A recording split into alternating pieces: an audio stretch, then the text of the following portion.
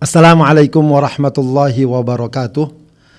Bismillahirrahmanirrahim. Alhamdulillahi rabbil alamin. Wassalatu wassalamu ala sayyidina wa habibina wa syafi'ina wa maulana Muhammadin wa ala alihi wa ashabihi wa man tabi'ahum bi ihsanin ila yaumiddin, amma ba'du. Sahabat Edream yang dimuliakan Allah Subhanahu wa taala, alhamdulillah kita dapat berjumpa kembali dalam channel yang mudah-mudahan diberkahi dan diridhai oleh Allah Subhanahu wa taala, channel iDream. Semoga lewat channel ini kita bisa terus saling mengingatkan dan memotivasi dan menyegarkan pemahaman kita terhadap ajaran Allah Subhanahu wa taala.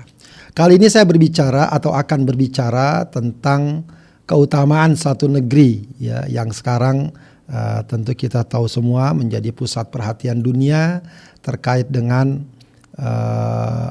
perang yang terjadi antara para pejuang di Palestina dengan penjajah Zionis Israel. Ya. Di luar permasalahan tersebut, saya ingin mengingatkan saya dan kita semua tentang keutamaan negeri Palestina ya, dan sekitarnya. Ya. Karena negeri ini adalah negeri yang sesungguhnya mendapatkan berbagai macam kemuliaan, kebaikan yang tidak ada pada negeri-negeri lainnya. Setidaknya dengan hal ini kita akan lebih menambah ya kecintaan kita terhadap negeri Palestina ya. Kemudian juga tentu kita berharap agar negeri ini selalu mendapatkan ya, perlindungan Allah Subhanahu wa taala. Dan tak ketinggalan juga tentu saja mendapatkan pembelaan dari seluruh kaum muslimin atas nasibnya yang hingga kini masih berada di bawah jajahan kaum Zionis Israel. Baik, apa saja keutamaan negeri Palestina? Yang sudah pasti dan sangat tampak ya, dan sering kita bicarakan, kita lihat, kita saksikan bahwa di negeri ini terdapat satu masjid yang mulia yang disebut sebagai disebut sebagai Al-Qiblatul Ula lil Muslimin.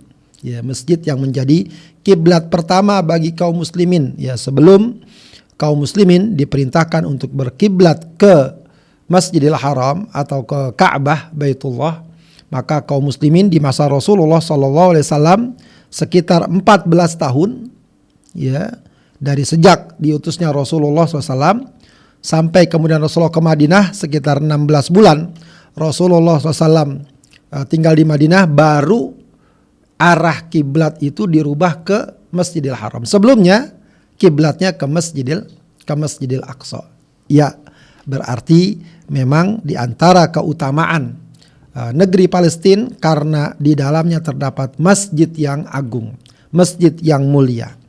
Ya, masjid yang Rasulullah SAW ingatkan kita untuk berziarah ke sana selain berziarah ke Masjidil Haram dan Masjid Nabawi. Ya, dalam satu hadis yang sahih Rasulullah mengatakan, ya la tushaddur rihal illa ila thalathati masajid. Jangan kalian menempuh suatu perjalanan untuk tujuan ibadah, ya, berziarah untuk tujuan ibadah kecuali ke ketiga masjid, yaitu Masjidil Haram, Masjidku dan Masjidil Aqsa. Ya, Masjidil Aqsa juga dikenal sebagai Masrar Rasul sallallahu alaihi wasallam, tempat di Isra'nya Rasulullah SAW sebelum beliau Mi'raj ya ke Sidratil Muntaha ya, maka Rasulullah melakukan perjalanan yang disebut dengan Isra, perjalanan malam dari Masjidil Haram ke Masjidil Aqsa, dan itu langsung dinyatakan oleh Allah Subhanahu wa taala dalam surat Al-Isra ayat pertama, subhanalladzi asra bi 'abdihi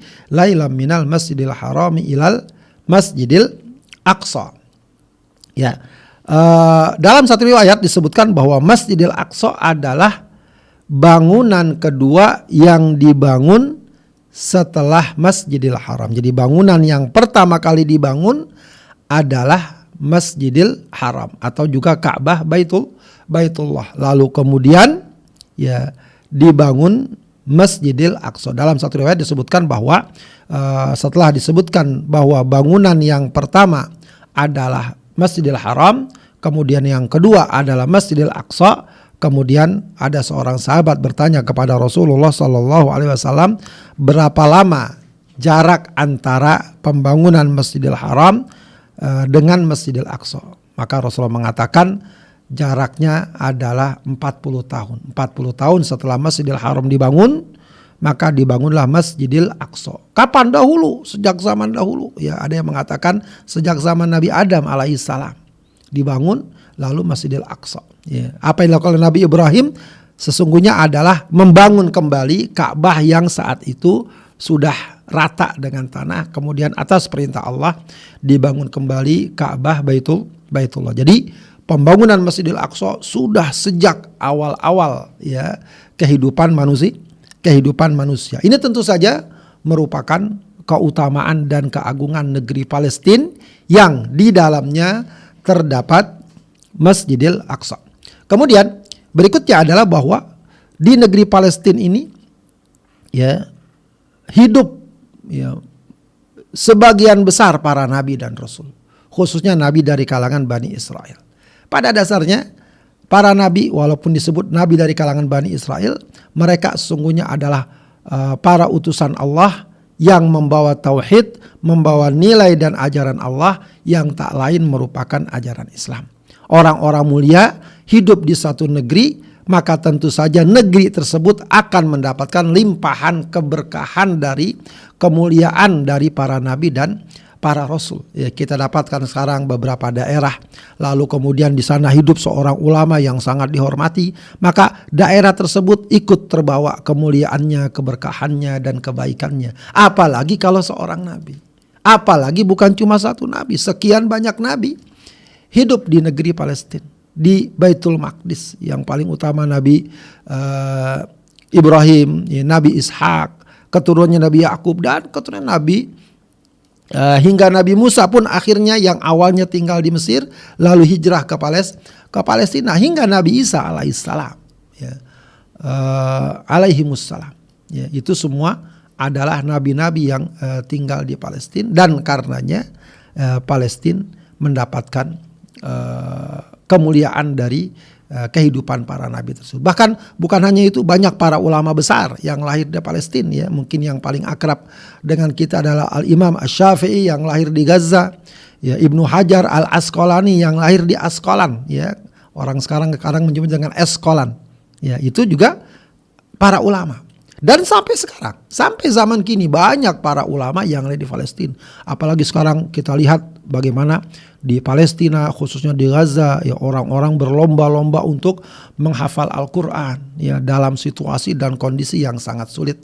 Ya, namun mereka tetap dekat dengan Islam, tetap dekat dengan Al-Quran, dan kebaikan-kebaikan orang di dalamnya juga akan mendatangkan kebaikan bagi negeri tersebut. Kemudian dalam satu riwayat yang juga cukup dikenal, ya, riwayat Ahmad, ya, dikatakan bahwa negeri Palestina atau Baitul Maqdis, ya, Baitul Maqdis, ya, dan Baitul Maqdis, ketika kita sebut Baitul Maqdis, maka ya tentu Palestina ada di dalamnya, ya. Artinya Palestina negeri di mana di sana terdapat Baitul Maqdis, baik dalam skup yang kecil atau yang lebih luas. Apa Rasulullah katakan tentang Baitul Maqdis? Rasulullah mengatakan ardul mansyar wal mahsyar, ya, negeri di mana nanti manusia dikumpulkan, ya, digiring dan dikumpulkan, ya. Ya, ini memang ada dua pemahaman. Ada yang mengatakan bahwa ini terjadi di hari kiamat di padang mahsyar. Maka padang mahsyar itu, ya, padang mahsyar itu adalah negeri Palestina, karena Rasulullah mengatakan ardul mahsyar wal ardul mansyar wal mahsyar. Meskipun juga ada yang mengatakan bahwa itu dikatakan demikian karena nanti di akhir zaman menjelang kedatangan kiamat, Allah Subhanahu wa taala menggiring manusia ke negeri Syam. Ya, dalam satu riwayat disebutkan demikian. Ya. Lalu kemudian terjadilah hari kiamat ketika umat manusia sudah berkumpul di negeri Syam. Jadi manusia digiring ke sana, ke negeri Syam. Maka kemudian dikatakan bahwa negeri Syam dan Palestina termasuk di dalamnya adalah ardul mansyar wal mahsyar. Ya, ini didasari pada satu ayat bahwa bahwa bumi nanti ketika hari kiamat datang akan dihancurkan. Lalu Allah ciptakan lagi bumi tidak seperti bumi sebelumnya. Ya, dalam surat Ibrahim ayat 48 Allah mengatakan yauma tubaddalul ardu ghairal ardi was samawati wa barazu lillahil wahidil qahhar. Ya, pada hari itu bumi diganti, ya, tidak seperti bumi, ya, dan langit yang sebelumnya, sebab semuanya sudah hancur dibinasakan Allah Subhanahu wa taala. Ya, wa barazu lillahil wahidil qahhar, dan manusia kemudian berkumpul atau menuju kepada Allah Subhanahu wa taala Maha Esa dan Maha Berkuasa dan Maha Kuasa. Ya, itu di antara keutamaan negeri Palestina. Kemudian dalam Al-Qur'an negeri Palestina juga disebut sebagai Al-Ardul Mubarakah dan Al-Ardul Muqaddasah. Ya, Al-Ardul Mubarakah itu sebagaimana sering kita dengar ayatnya dari surat Al-Isra, subhanalladzi asra bi 'abdihi lailan minal masjidil haram ilal masjidil aqsa alladzi barakna haulahu. Ya, Masjidil Aqsa yang kami berkahi sekelilingnya. Ya, sekelilingnya berarti apa? Ya, tentu Palestina dan sekitarnya. Bahkan ada yang mengatakan sekelilingnya berarti semua negeri Syam diberkahi. Ya, jadi ini negeri yang diberkahi. Dalam salah satu penafsirannya, dari Ibnu Katsir misalnya menafsirkan diberkahi dalam hal apa? Di sana Allah berikan tumbuhan, tanaman, buah-buahan yang subur. Maka kita dapati memang di negeri Syam itu buah-buahan, tumbuh-tumbuhan, ya, itu bagus, subur, ya, lezat, manis, ya, dan semacamnya. Diberkahi. Artinya Allah Subhanahu wa taala berikan keberkahan.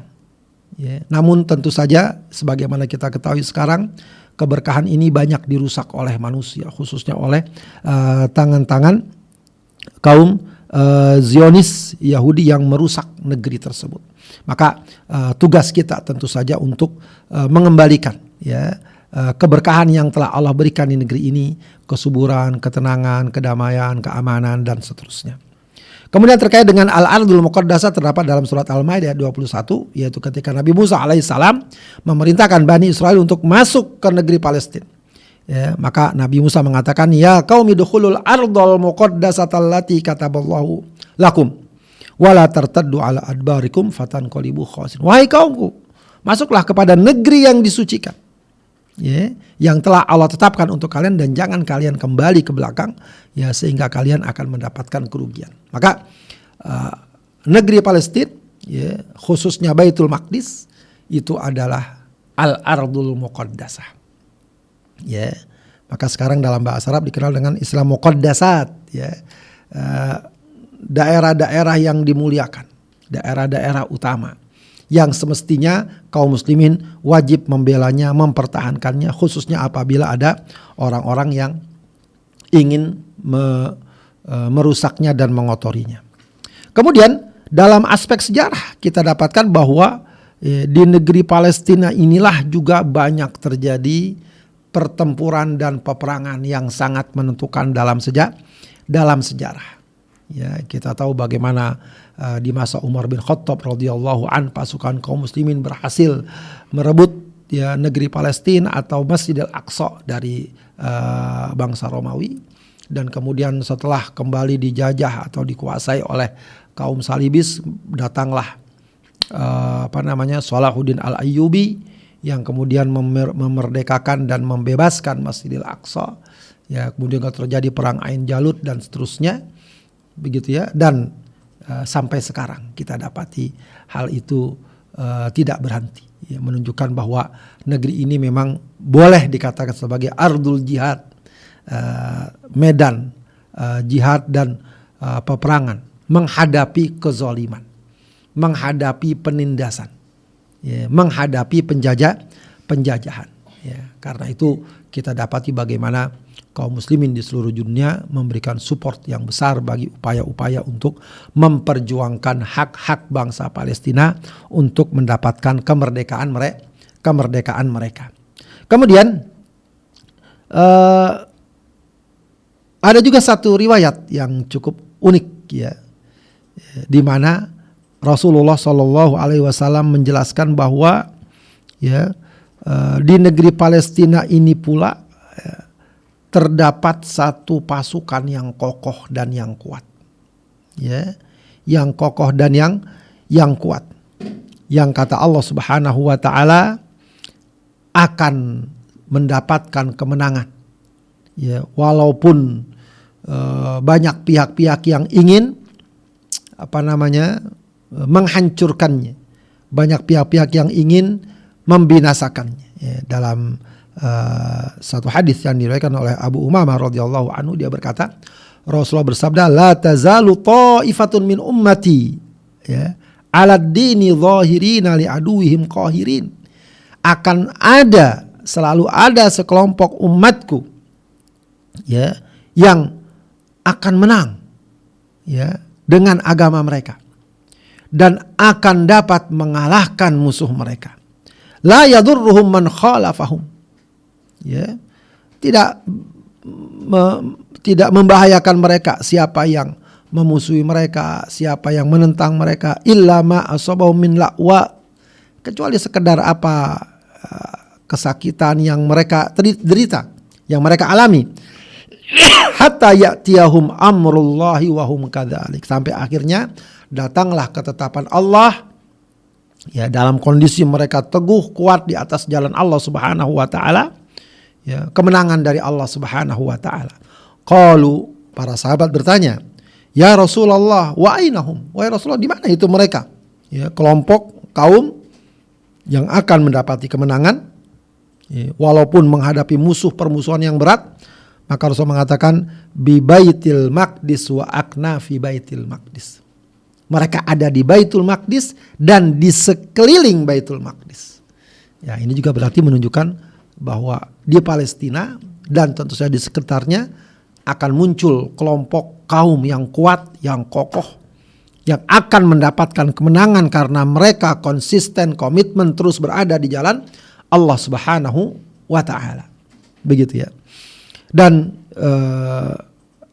terakhir, walaupun kita lihat suasana seperti sekarang, tapi sebagai seorang muslim kita harus optimis, ya, bahwa pada akhirnya yang akan meraih kemenangan adalah kaum muslimin.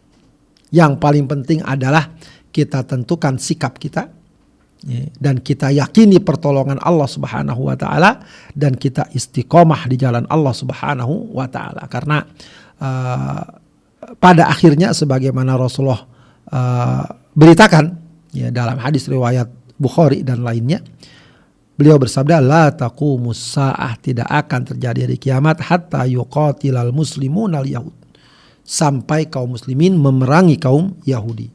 Fayaktuluhumul muslimun, maka kaum muslimin membunuh mereka, hatta yaktabi al yahud min wara'il hajar wasyajar, sampai-sampai orang Yahudi bersembunyi, ya, di belakang batu dan pepohonan. Fayaqulul hajaru wasyajar, lalu batu dan pepohonan itu akan berkata, ya muslim, wahai muslim, ya Abdullah, wahai Abdullah, hadza yahudi khalfi fata'ala faqtul, inilah Yahudi di belakangku, mari ke sini, bunuhlah dia.